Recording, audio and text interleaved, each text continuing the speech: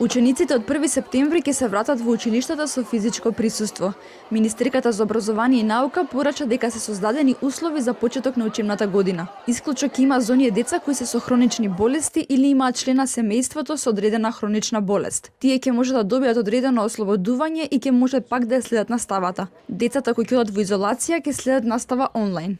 Министерството за образование и наука уште од јули месец е подготвено за 3 сценарија, како сериозен систем, сериозна држава. Мора да знаеме дека физичко присуство до моментот додека ни дозволува Комисијата за заразни болести ќе се спроведува, доколку се влоши состојбата или влеземе во поголем ризик од овој кој што сме денеска, тогаш би секако биле спремни за да го менуваме сценариото кој што ќе ни биде посочено како соодветно.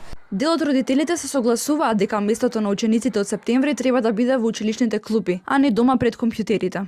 Да, според мене да, заради тоа што дома учењето од дома онлайн имавме таков пример и се вида како нефункционално тотално. Па мислам дека да. Треба.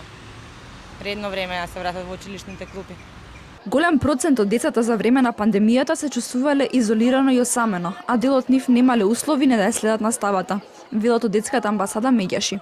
Голем процент од децата за време на пандемијата од COVID-19 се чувствуваат изолирано и осамено, им недостасува дружењето во училиштето. 5% од учениците биле целосно исклучени од онлайн наставата, оти немале можност да ја следат. 1/3 од децата делат компјутер со некој член од семејството, што го попречува квалитетот на учењето од далечина. 48% од децата имаат свое лично технолошко помагало. Министерството за образование и наука досега разгледуваше 3 можни сценарија за изведување на наставата: со физичко присуство, онлайн настава за учениците на четврто деление и ротирање на учениците преку една недела со физичко присуство. Оттаму потврди дека учебната година сигурно ќе започне на 1 септември и дека се вакцинирани околу 60% од наставниот кадар. Од владата информираат и дека се очекува до септември зголемување до 80% вакцинирани од вкупниот број вработени во училиштата.